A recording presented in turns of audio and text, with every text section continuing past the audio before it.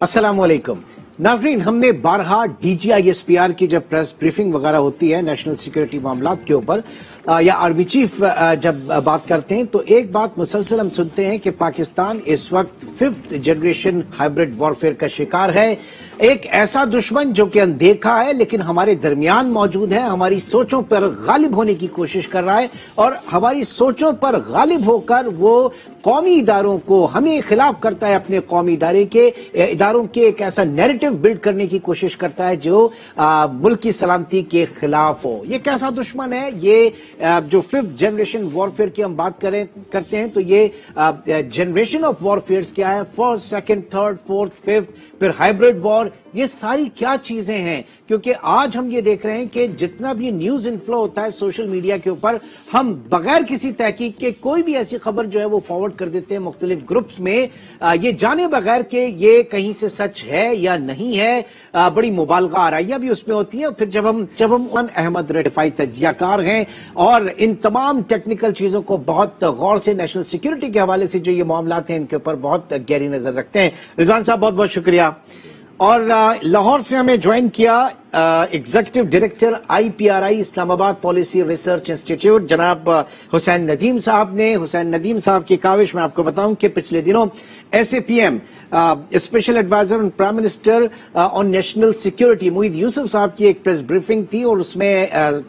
फवाद चौधरी साहब भी मौजूद थे और पाकिस्तान के खिलाफ जो प्रोपेगेंडा भारत से और अफगानिस्तान से किया जा रहा था वो उन्होंने अनर्थ किया था मुख्तलिफ ट्वीट्स के जरिए। तो आज उसके ऊपर भी हम बात करेंगे। हुसैन नदीम साहब, आपका भी बहुत शुक्रिया हमें ज्वाइन करने का। सबसे पहले कर्नल साहब, कुछ अवाम के लिए लेमैन लैंग्वेज में, बिल्कुल सादा सी लैंग्वेज में कुछ थोड़ी सी मैंने कोशिश की है बताने की कि 1st, 2nd, 3rd, 4th और 5th जनरेशन वॉरफेयर है क्या। एक एक करके इसके ऊपर आते हैं और मैं चाहूंगा कि आप साथ में उसमें एड ऑन भी कीजिएगा अपने जो आपकी स्टडी है। सबसे पहले नाज़रीन अगर बात करें 1st जनरेशन वॉरफेयर की तो जमाने कदीम में पत्थर और डांग या लाठी या सोटों की मदद से जो लड़ाइयां हुआ करती थी, फिर जाहिर है कि उसमें इजहार भी किया है और जो कुछ आप बताना चाह रहे हैं वो भी बिल्कुल इस तरीके से है। बट जो मेरी नॉलेज पे हम इसको नाजरीन तक पहुंचाने के लिए पहली बात तो ये कि 1st, 2nd, 3rd, 4th, 5th ये तकरीबन पिछले 100 से 150 साल के अंदर जो है ये चारों पांचों टर्म्स आई हैं। सबसे पहली बात तो ये है। और 1st जनरेशन वॉरफेयर की अगर हम बात करते हैं तो ये 18th सेंचुरी यानी कि 19th सेंचुरी 1800-1700 में आके तकरीबन इसका जो है वो कल्मिनेशन हो रहा है सिंस जब से जंगो जदाल दुनिया में राइज है। और अगर आपने वो पुरानी ओल्ड मूवीज वगैरह में देखा हो तो आपको नजर आएगा कि एक मास मूवमेंट होती थी सोल्जर्स की जो कि एक वन ऑन हेड ऑन के तौर पे कॉलम्स और फॉर्मेशंस के तौर पे बना के तो वो एक दूसरे के साथ जो है वो तबाह आजमाई करते थे। तो दैट इज द जिसको हम कहते हैं अटरली गन्स जो है इनडायरेक्ट फायर की, ये उसके अंदर मजीद डेवलपमेंट आई। इस तरह हमने किया 1st जनरेशन वॉरफेयर में मंजनीखें मौजूद थी लेकिन उसका जो इम्प्रूव वर्जन है वो 1st वर्ल्ड वॉर में अटरली की सूरत में और ट्रेंच वॉरफेयर की सूरत में आया। यानी इसमें कि कुमक बेशक ज्यादा ना हो लेकिन हथियार जो है वो जदीद और बहुत ज्यादा इफेक्टिव, बहुत ज्यादा डेडली। और वो 1st वर्ल्ड वॉर जो मैंने आपसे बात की ना तो दुनिया ने पहली जंग अजीम जो देखी है तो वो उसका बहुत बड़ा जो है ना उसकी मिसाल बनती है। मूविंग फॉरवर्ड तो उसके बाद फिर 3rd जनरेशन वॉरफेयर तो इसके लिए भी बड़ा आसान सा कैच ये है कि जो वर्ल्ड वॉर 2 हुई है, दूसरी जंग अजीम जो दुनिया में हुई है, तो वो जो है 3rd जनरेशन वॉरफेयर के शाखसाने में आती है। और जो इसमें जो चेंज आई 2nd और 3rd के अंदर वो ये आई कि ट्रेंच वॉरफेयर से निकल के और खाली अटरली के इस्तेमाल से निकल के जर्मन्स नहीं, जो हिटलर की जो आर्मी थी उसने दुनिया में एक टर्म भी जो जर्मन ही का वर्ड है ब्लिट्जक्रीग एक वर्ड है, तो ये उसने इंट्रोड्यूस कराया और जिसमें ये था कि बहुत ज्यादा जो टैंक्स, जो मैकेनाइज्ड कॉलम्स और टैंक्स और इनकी मूवमेंट होती थी और वो स्पीयर हेड करते थे और स्पीड और मनूवर के साथ जो है वो दुश्मन के रियर में चले जाते थे और इसमें आपको जो है वो यानी दुश्मन पर अचानक इतना भरपूर हमला करना कि उसकी सोच समझ जो है सोच समझ भी नहीं हो और आप उसके जब रेयर में पहुंच जाते थे जो उसका पीछे से उसको जब कट ऑफ कर देते थे, जो कि ब्लिट्जक्रीग, जिसमें रोमेल, जनरल रोमेल का बड़ा नाम है, जिसमें अफ्रीका के अंदर जो है वो इसके लिए जर्मनी के लिए बहुत बड़ी जो है ना उसको कामयाबियां मिली थी और इसमें जो है वो एयर की तरफ से एयर की सपोर्ट भी आपको हासिल होनी चाहिए। और जिस तरीके से हिटलर के प्लेन्स ने जो वहां पे लैंड किया उनके बेड़ों में, जी ठीक है, तो वो एक बहुत बड़ा ایک اچھمبا تھا اس وقت اور دشمن بالکل سنبھل نہیں سکا تھا. Now coming forward to fourth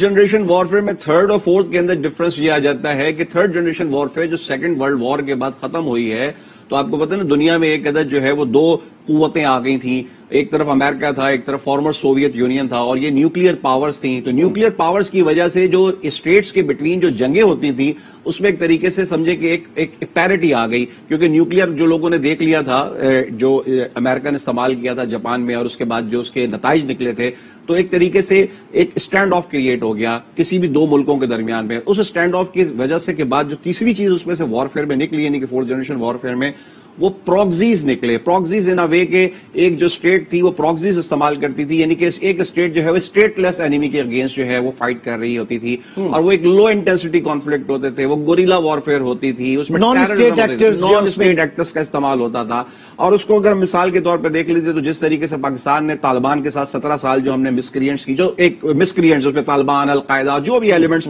پاس میں رہے ہیں, جو ہمارے پروگزی وار کے طور پہ, جو چاہے اس کو انڈیا سپورٹ کر رہا تھا یا اور کوئی دوسری جو طاقتیں ہیں بیرونی وہ اس کو سپورٹ کر رہی تھی, وہ ہم نے یہاں پہ دیکھی ہے. تو وہ ایک اس کا شاخسانہ ہے. اور یہاں سے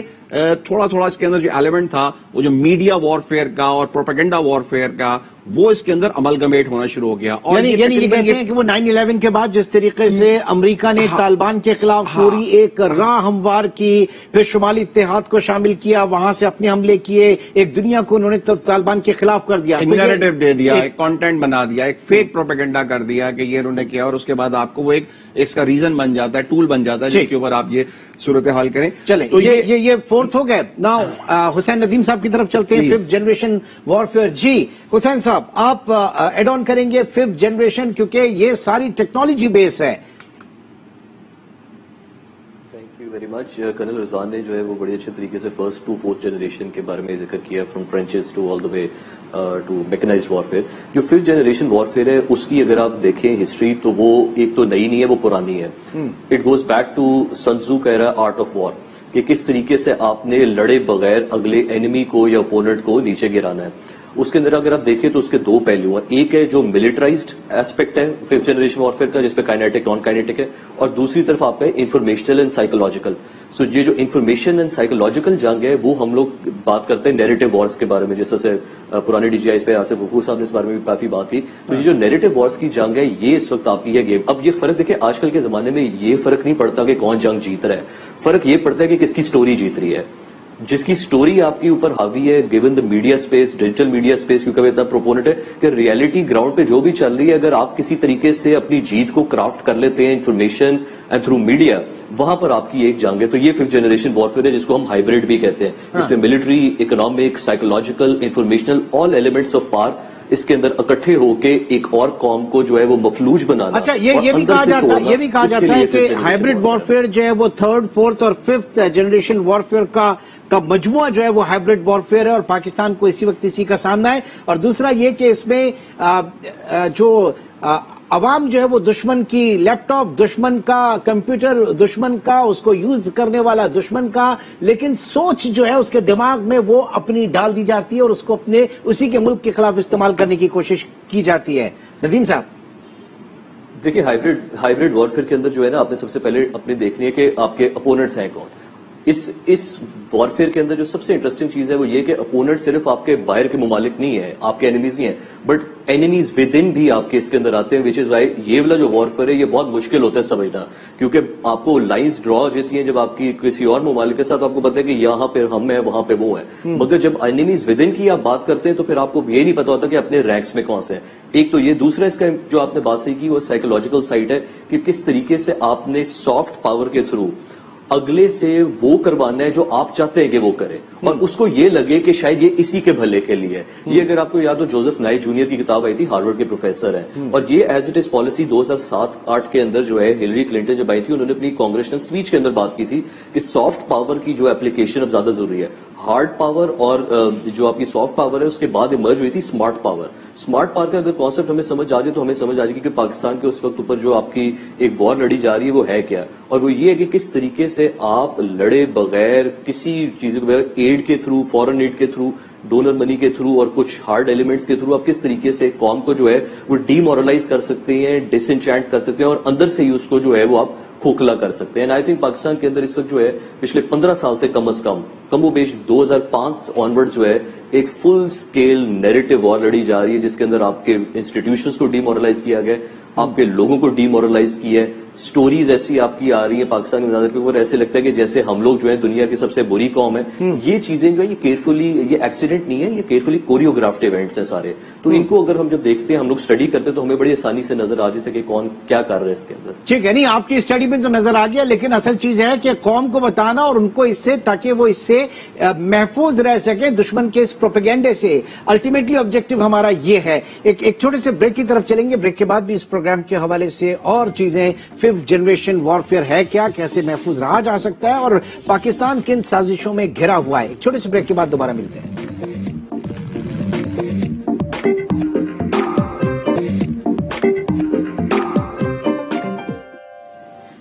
ویلکم بیک. جی کرنل صاحب, 5th جنریشن وارفیئر اس وقت ڈسکس کیا حسین ندیم صاحب نے. اب ڈس انفو لیب کا بڑا چرچا ہوا تھا پچھلے دنوں, وہ ذرا سائڈ میں چلی گئی چیزیں, وہ تو اس سے کہیں بڑا ایک انرتھ ہوا تھا. جی بہت شکریہ. ایک تو فرسٹ آف آل میں اس بات کو مزید ایک ڈسکلیمر یہ ایڈ کر لوں, آج آپ نے بڑا اچھا ٹاپک اٹھایا ہے, اور جو بھی ناظرین ہمارا یہ پروگرام دیکھ رہے ہوں, یہ ان کے لیے بڑا ایک خوشائن بات ہے کہ اس کو دیکھیں, اس سے سمجھیں, کیونکہ اس طرح کے پروگرام نارملی میڈیا پہ, مین اسٹریم پہ بہت کم ہیں. ڈس انفارمیشن لیب کا چونکہ آپ نے ذکر کیا ہے, تو یہ ڈس انفارمیشن لیب کے ایک عدد یہ این جی او ہے, ناٹ فار پروفٹ آرگنائزیشن ہے, بیسڈ ہے یہ, اور یہ یورپی یونین کے انٹرسٹ کو سیف گارڈ کرتی ہے. اس نے ایک انڈین کرونیکلز کے نام سے دسمبر 2020 میں لاسٹ ایئر ایک عدد رپورٹ ایک پبلش کی تھی, اور اگر آپ اس رپورٹ کی فائنڈنگز میں بھی آپ کو بتاتا بھی, اگر آپ سنیں تو ہمارے رونگٹے کھڑے ہو جاتے ہیں. یعنی کہ جھوٹ کا گلوبل انٹرنیشنل لیول کے اوپر اتنا بڑا پلندہ, کیونکہ ندیم صاحب نے جو باتیں کی, انہوں نے بھی آئی پی آر آئی کی بھی ایک لیٹسٹ رپورٹ آئی ہے. لیکن میں یہاں پہ اگین ایک چیز یہ ایڈ کرنا چاہ رہا ہوں کہ چلو بھائی یہ ہو جائے گا کہ تو شاید لوکلائز پاکستان کی ایک اسٹریٹجک تھنک ٹینک ہے, اس نے ایک رپورٹ بنائی ہے انڈیا کے خلاف, تو شاید اس میں کوئی بائس کا ایلیمنٹ آ جائے. لیکن جو یہ یورپی یونین نے انڈین, یہ والی این جی او ہے, اس نے انڈین کرونیکلز نکالے, تو یہ تو گلوبل انٹرنیشنل لیول کے اوپر انہوں نے اس کو سمرائز کیا. اور کیا سمرائز کیا انہوں نے, اور نہ ہی سے کہیں چیلنج کیا گیا, نہ کوئی سوال نہیں پاسبل نہیں تھا چیلنج کرنا. اس کے ہائی لائٹس کیا تھے, بالکل انہوں نے ایگزیکٹلی یہ بتایا کہ اس رپورٹ کے اندر ہے, انٹرنیشنل رپورٹ میں, کہ 2005 سے یہ تمام حرکتیں جو انڈیا, جو فیک, یہ جو media perception, propaganda, on ground activities وغیرہ وغیرہ یہ سب کچھ کرتا ہے, تو 2005 سے یہ انرتھ ہوئی ہیں. 15 سے 16 سال سے یہ کاروائیاں چل رہی ہیں. اس میں کیا کچھ ہوتا تھا, اس میں تقریباً 10 سے پڑی جو یونائٹڈ نیشنز کی جو ریلیٹڈ ان کی ناٹ فار پروفٹ آرگنائزیشنز تھیں, جو کہ کام کرنا بند کر چکی تھیں, ختم ہو چکی تھیں, ان کو اس نے دوبارہ زندہ کر کے فیک آئیڈینٹی سے, یعنی کہ آئیڈینٹی تھیفٹ کر کے, اور وہ ختم ہو چکی تھی, نئی نان ایگزسٹنٹ تھی, ان کو دوبارہ یوز کر کے ایکسپلائٹ کیا. دس از ون. اس کے بعد اس میں ایک ادر ڈیڈ کو ایک پروفیسر تھا, ایک ہیومن رائٹس کا ایکٹیوسٹ تھا, جو کہ 2006 میں اس دنیا سے جانے فانی سے جا چکا تھا. اس کا نام ہے پروفیسر لوئی بی شان. انڈینز نے اس 2006 میں مرے ہوئے پروفیسر کو 2007 اور 2011 میں دوبارہ لائیو کر کے میڈیا کے کانٹینٹ کے اوپر اس کی باقاعدہ دوبارہ سے تشہیر کی کہ وہ ہمارے فیور میں باتیں کر رہا ہے, پرو انڈین کانسیپٹ کر کے. اور آئیڈینٹی تھیفٹ, یہ دیکھیں یہ بہت بڑا ایک کرائم ہے, یہ انٹیگریٹی کا, ایتھکس کا, انٹرنیشنل لا میں, انٹرنیشنل جسٹس میں بہت بڑا کرائم ہے یہ, کہ وہاں پہ اس نے آئیڈینٹی تھیفٹ کی ہے. کہ ایک مارٹن شولز کر کے فارمر پریزیڈنٹ تھے یورپین پارلیمنٹ کے, اس کا نام یوز کیا, اور ایک فوٹوز یوز کی ہیں جیمز پرنل کے نام سے, فارمر یو کے گورنمنٹ کے منسٹرز تھے, جو ایک فیک میڈیا کو جو کانٹینٹ کریٹ کر رہے تھے اس رپورٹ کے تحت انڈینز. وہاں پہ مین آبجیکٹو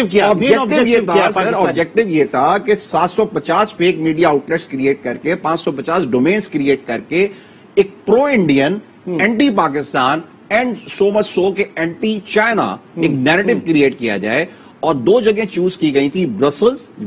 اس کے اندر بیلجیم میں, اور دوسرا جینوا میں. یہ بڑا امپورٹنٹ ہے کہ گلوبلی انٹرنیشنلی کیوں برسلز کو اور جینوا کو چوز کیا گیا تھا ان تمام حرکتوں کو کرنے کے لیے انڈیا نے وہاں پہ. برسلز اس لیے کہ وہ یورپی یونین کی جو سب سے بڑی ان کی ایگزیکٹو آرم ہے وہ وہاں پہ سچویٹڈ ہے, برسلز بیلجیم میں. اور جینوا کو اس لیے یوز کیا گیا سوئٹزرلینڈ کے اندر کہ وہ یونائٹڈ نیشنز کی جو آرگنائزیشن ہے جینوا میں, وہ وہاں سے ایک طریقے سے یونائٹڈ نیشنز کی جتنی جو اس کی ایفیلیٹس ہیں, برانچز ہیں, جو پورے سال میں وہ کاروائی کرتی ہیں, تو اس کی اینوئل رپورٹ وہاں سے پبلش ہو رہی ہوتی ہے. تو یعنی کہ بہت ہی کی اور اسٹریٹجک, سی پیک کے بعد تو بہت تیزی آ گئی ہوگی اس میں. جی سر, سی پیک کے بعد ایگزیکٹلی بہت تیزی آ گئی تھی, اور اس میں بلوچستان کو, ہیومن رائٹس کے ایشوز کو, تمام फेक नेफेरियस एक्टिविटीज के तहत दुनिया के आगे प्रोपेगेट किया गया। और उसमें हद तो यह है कि उसके बाद में पता चला कि उन्होंने बाकायदा एक पूरा का पूरा ताइफा बना के वहां से यूरोपियन यूनियन के सिलेक्टेड लोगों को उन्होंने उसकी बांग्लादेश में और मालदीव में और कश्मीर में उनकी फिजिकली बाकायदा उनकी विजिट्स कंडक्ट करवाई। अच्छा। और जो जो स्लॉट्स मिलती थी उनको यूरोपियन यूनियन में, यूनाइटेड नेशंस के अंदर, जो स्पीकर सेशंस के अंदर जो एक एनजीओ को बोलने का मौका मिलता था, वहां एक रस्म है कि आप प्राइवेट एनजीओ को, अपने ह्यूमन राइट्स एक्टिविस्ट की एनजीओ को, तो वो जो डेड एनजीओ के तहत वहां पे और जो वहां पे सिटिंग जो भी थी, तो उनसे लॉबिंग करवा के तो एक फेक प्रोपेगेंडा, फेक नैरेटिव कि पाकिस्तान जो है वो ये ज्यादती कर रहा है, पाकिस्तान ये ज्यादती कर रहा है, खराब करने हुसैन नदीम साहब, ये सिलसिला इतना एक्टिव, इतना इंडिया जो है वो पाकिस्तान के खिलाफ इस हद तक जा चुका है। देखिए, ये जो बात है ना, जो अभी कर्नल साहब ने भी की है, ये बड़ी अच्छी उन्होंने बात की ईयू डिसइंफॉर्मेशन लैब की, और मैं हैप्पी कि यहाँ से बात स्टार्ट हो रही है, बिकॉज उसके अंदर जो इंकशाफात अभी इन्होंने बताए हैं वो सिर्फ ये नहीं है कि इंडिया ने पाकिस्तान के खिलाफ किया है। हमारा जो सबसे बड़ा आर्ग्यूमेंट है वो ये है कि ये इंडिया ने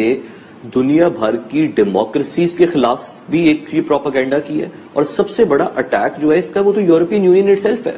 जहां पे आइडेंटिटी थेफ्ट हुआ है, जहां पर लॉज टूटे हैं, जहां पे होते हैं। इस चीज के ऊपर इंडिया को जो है वो क्रिमिनल चार्जेस के अंदर वो इंटरनेशनल कोर्ट्स में लेके जाया जा सकता है। इन नहीं, तो एक टास्क नहीं लिया गया इंडिया को, यूरोपियन यूनियन ने नदीम साहब, यूरोपियन यूनियन ने टास्क नहीं लिया इंडिया को इसके ऊपर, कैसे खामोश बैठ गए सब वहां पे? देखिए, इसके ऊपर बातचीत हुई थी, कुछ अर्सा बात हुई है वहां पे, इसके ऊपर हियरिंग्स वगैरह भी हुई, मगर वो बात आप ही कहीं गई नहीं। उसके बाद जिस तरह से इंडिया, देखिए बड़ी लॉबिंग पावर है उनकी, तो वो उस तरीके से फॉलो अप नहीं हो सका। मगर उसका एक फायदा जो बहुत हो गया वो ये हो गया कि इंडिया हर मुल्क के, और खासतौर पर अमेरिका और इंग्लैंड और यूरोपियन यूनियन के रेडार पे जरूर आ गया है। भले उन्होंने एक्शन कोई नहीं लिया अभी, मगर ये मैं आपको बात वाज़ेह तौर पर कह सकता हूँ कि हमारी इंडिया, अमेरिका में या इंग्लैंड में जिन कॉन्ट्रैक्ट्स के साथ हमारी थिंक टैंक से गुफ्तगू होती है, उन सबके रेडार के ऊपर India as a manufacturer and producer of fake news जो है वो वाज़ेह तौर पर उनके सामने है, और उसको कुरेद भी रहे हैं। इसी वजह से जो ईयू डिसइंफॉर्मेशन लैब का हुआ था सारा किस्सा, इसी के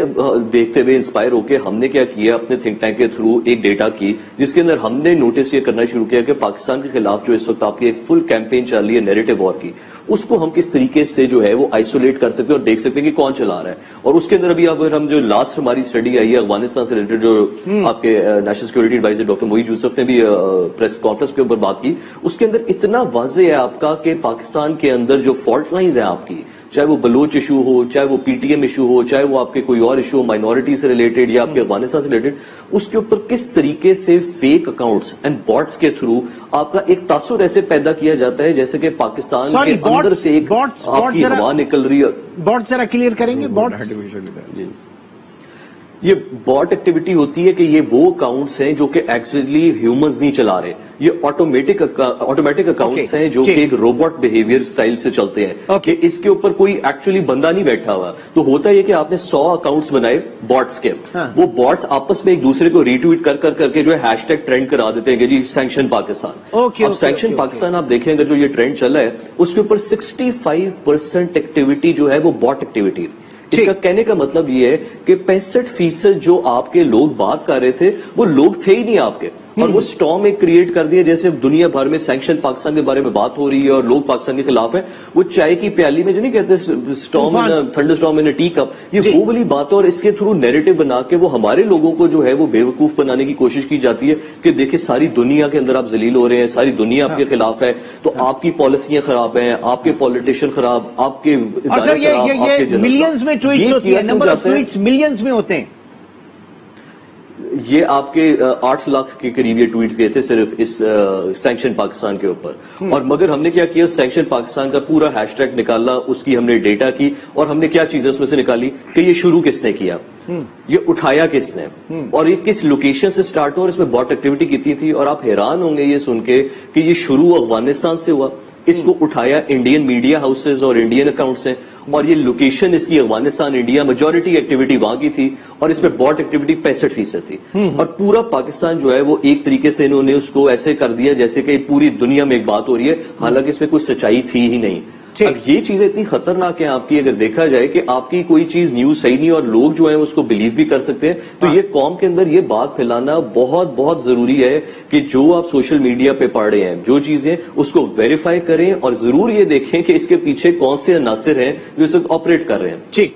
کرنل صاحب، این ڈی ایس اور را ایک گٹھ جوڑ، ایک پاکستان کے خلاف کابل اور نئی دہلی، اور ظاہر ہے کہ یہ تمام چیزیں، یہ رپورٹس سامنے ہیں، ایک تو وہ کہ جس میں دشمن سامنے ہے اور ایک وہ چیز جس میں دشمن سامنے نہیں ہے. اب کس حد تک اس کی سرکوبی کی جا سکتی ہے؟ اس سے بچا کیسے جائے، محفوظ کیسے رہا جا سکتا ہے؟ دیکھیں، کسی بھی چیز سے بچنے کے لیے، کسی پرابلم کو مطلب اس سے بچنے کے لیے، اس کے سولوشن کے لیے فرسٹ آف آل پرابلم کو انڈرسٹینڈ کرنا بہت ضروری ہے،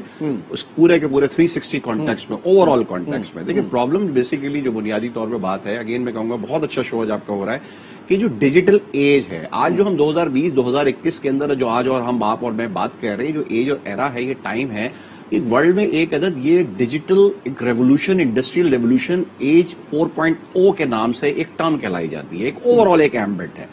اور اس ڈیجیٹل ایج کے اندر، یعنی کہ انٹرنیٹ ایج سے اب ہم ڈیجیٹل ایج پہ آ گئے ہیں، جس پہ آرٹیفیشل انٹیلیجنس کا بہت زیادہ جو ہے وہ عمل دخل ہے. پاکستان چونکہ ایک ڈیولپنگ اکانومی ہے، اس لیے زیادہ اس پہ ہمیں وہ چیزیں نظر نہیں آ رہی ہوتی ہیں. ادروائز تو ورلڈ میں بہت زیادہ جو ہے انٹرنیٹ کی اور آرٹیفیشل انٹیلیجنس کی اور انٹرنیٹ آف تھنگس کی پینیٹریشن آ چکی ہے. تو پہلے تو یہ سمجھنے کی ضرورت ہے کہ ہم جس دور میں آ چکے ہیں تو یہ دور ہے کیا.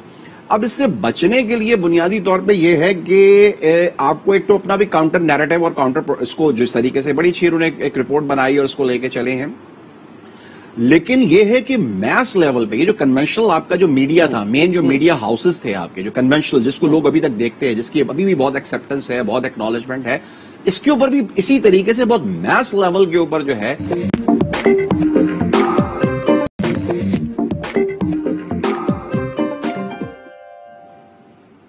Welcome back. رضوان صاحب، سی پیک کے حوالے سے بات ہو گئی تھی، 2 پوائنٹس رہ گئے تھے. 2 پوائنٹس اس میں مزید یہ ہیں، یہ دیکھیں یہ بہت امپورٹنٹ ہے، اس لیے کہ ہم نے اوور آل تو باتیں کر لی، لیکن ناظرین کے لیے یہ ہے، عوام کے لیے، کہ جب ان چیزوں پہ بات ہو رہی ہے تو اس کو بہت زیادہ کریٹیکلی دیکھنے کی ضرورت ہے. تو لاسٹ اس میں یہ ہے کہ F A T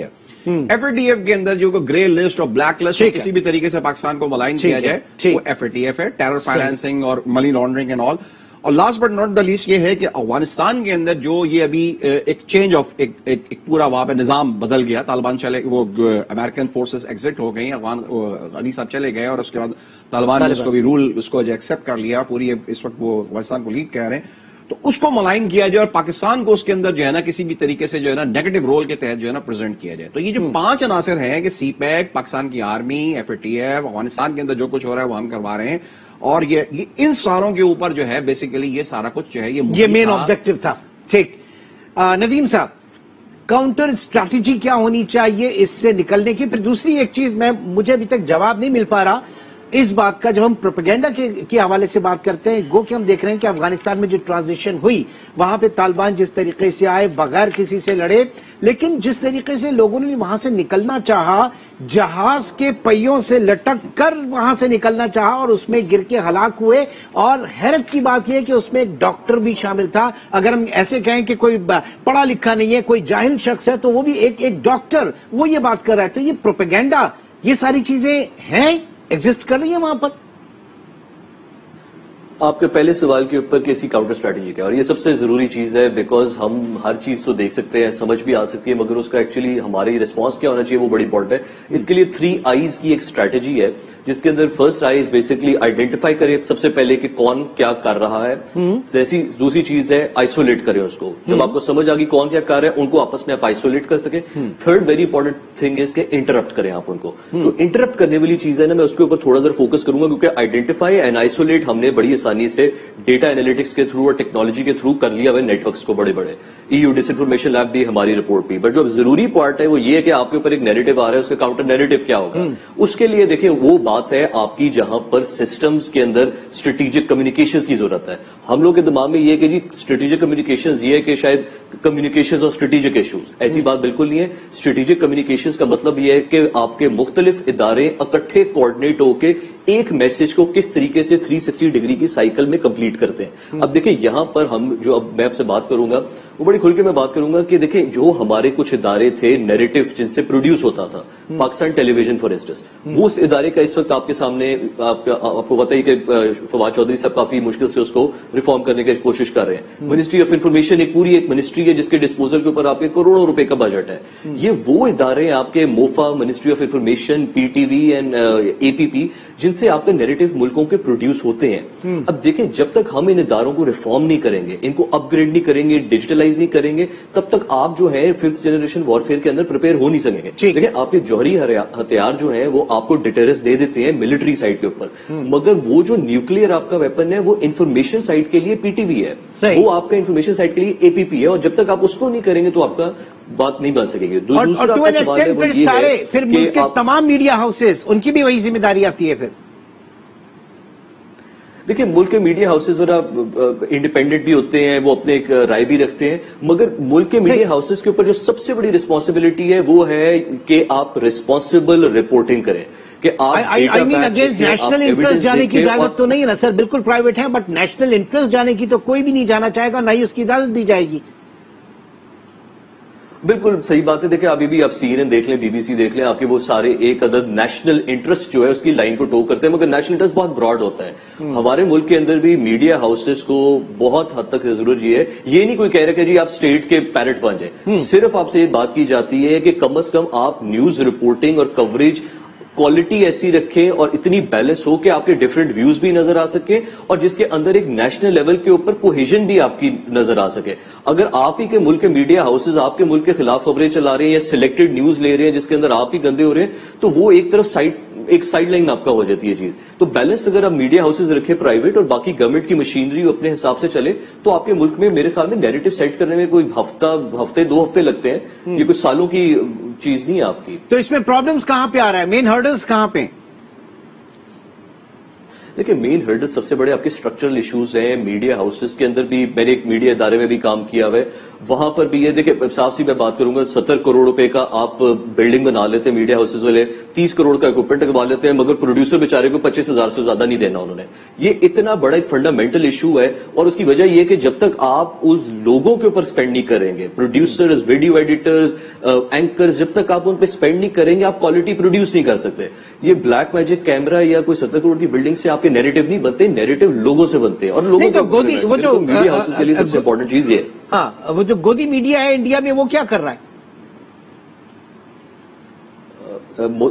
sorry I didn't get India جو انڈین چینلز ہیں پھر وہ کیا کر رہے ہیں آپ کے کنل صاحب؟ جی بالکل, انڈین چینلز کا تو خیر میں نے حال دیکھا کہ ان کا تو کوئی حال ہے ہی نہیں. ٹو بی ویری آنےسٹ, ان کا تو جو ایک گلوبل ایک انٹرنیشنل کنونشنل کے ایک تھریش ہولڈ پہ ہونا چاہیے اس سے بہت ہی نیچے ہے وہ, اور وہ ٹوٹلی سولڈ آؤٹ ہے. گودی میڈیا اس لیے کہ وہ مودی کی گود میں بیٹھے, اس لیے that's why they are known as a godi media. ایک بات میرے ذہن میں آ رہی ہے, چلو میں کہتا چلوں تاکہ یہ شاید آج یہ آگے تک پہنچے اور کسی جگہ پہ جا کے شاید لگی جائے. بات یہ ہے کہ اس پورے سے اوور آل فائٹ آؤٹ کرنے کے لیے کاؤنٹر اسٹریٹجی کی بات کی, انہوں نے بہت اچھے نظیم صاحب نے بھی ٹیک اویز دیے. میں یہ سمجھتا ہوں میری ناقص رائے میں, یہ ڈیجیٹل ہے جو ڈیجیٹل ریولوشن کے اندر جب تک کے اندر آپ اپنی کیپیسٹی بلڈنگ نہیں کریں گے. کیپیسٹی بلڈنگ کا مطلب یہ ہے کہ آپ اپنی نوجوانوں کو, آپ کی یوتھ کو, آپ کی انسٹیٹیوشنس کو اس ڈیجیٹل ایج کے اندر جب آپ اپ گریڈ نہیں کریں گے, ان کو ڈیجیٹلی امپاورڈ نہیں کریں گے, ڈیجیٹل اسکلز نہیں دیں گے انسٹیٹیوشنل لیول کے اوپر پورے بن حیث القوم, تو آپ اس کو فائٹ آؤٹ نہیں کر سکتے. کیونکہ یہ کسی ایک چیز میں نہیں ہے, یہ وارفیئر جو ہے نا, یہ میڈیا کی وارفیئر نہیں ہے, خالی پرسپشن کی وارفیئر نہیں ہے, اس میں سائبر وارفیئر بھی ہے. آل آف اے سڈن اب مطلب سائبر وارفیئر سے میں بات یہ کرنا چاہوں گا کہ جو بھی کچھ آپ کا یہ آرٹیفیشل انٹیلیجنس اور سسٹمز اور کمپیوٹر اور ٹیکنالوجی وغیرہ ہم یوز کر رہے ہیں, اس سائبر کے اوپر جو کوئی اس کے اندر جتنے بھی وائرسز ہیں اور جتنے بھی اس کے اندر فائر والز ہیں اور جو پورا سسٹم ہے گلوبلی, اس کو جو لیڈ کر رہا ہے وہ مجھے کہہ دینا چاہیے کہ وہ اسرائیل اور انڈیا ہے اس وقت, جو کہ اس کو بنیادی طور پہ لیڈ کر رہے ہیں, کریں گے تو لیڈ انجنز ہیں اس کے. تو جو ڈومینز ہیں اور جو سارے سسٹمز ہیں, جو بیک اینڈ ہے, وہ آپ کے جو بہت ہی جو ہارڈ کور آپ کے جو ایڈورسری ہیں وہ ان کے ہاتھوں میں ہے. ٹھیک. جبکہ مزے کی بات یہ ہے کہ جو آپ کی یوتھ ہے وہ اس کے پاس یہ اسکلز یعنی کہ اس کا جو بنیادی اس کا جو ڈی این اے میں اس کی جو چیز شامل ہے تو they do have the capacity کہ جس کو پالش کیا جائے, ان کو نرچر کیا جائے, اس کو انسٹیٹیوشنلائز کیا جائے, ان کو کمپیٹیبل لے کر آیا جائے اس لیول پہ کہ جہاں پہ یہ گلوبلی کمپیٹ کر سکیں اور یہ اپنا نیریٹو, اپنے کانٹینٹس, اپنی ایپس اور اپنے بھی سافٹ ویئر جنریٹ کر سکیں جو کہ ایک پار آنے والی, کیونکہ یہ ابھی اوپن ہے یہ جنگ جو اور یہ دنیا جو ہے نا یہ بھی پلیٹ فارمز جو ہے نا ابھی یہ اوپن ہے جس میں ڈیجیٹل کرنسی آ گئی, بٹ کوائنز آ گئی. یعنی یہ اب ہم پاکستانیوں کی ذمہ داری ہے, ہمیں دیکھنا چاہیے, ہمیں سوچنا چاہیے. 5th جنریشن ہائبرڈ وار جس کے حوالے سے اتنی باتیں کی جا رہی ہیں, یہ غلط منفی پروپیگنڈا, اس سے بچنا چاہیے سوشل میڈیا کے اوپر اور ساری چیزوں میں بھی, اور اپنے قومی اداروں کے خلاف جو بات کی جاتی ہے اس سے بچنے کی ضرورت ہے. دشمن کی سازش کو سمجھنے کی ضرورت ہے. اگر نہیں سمجھے تو پھر ہمارے سامنے لیبیا کی بھی مثال ہے, افغانستان کی بھی مثال ہے, عراق کی بھی مثال ہے اور دیگر اسلامی کنٹریز کی بھی مثال ہے. ہمیں ان سے بہتر ثابت ہونا ہوگا. بہت بہت شکریہ کرنل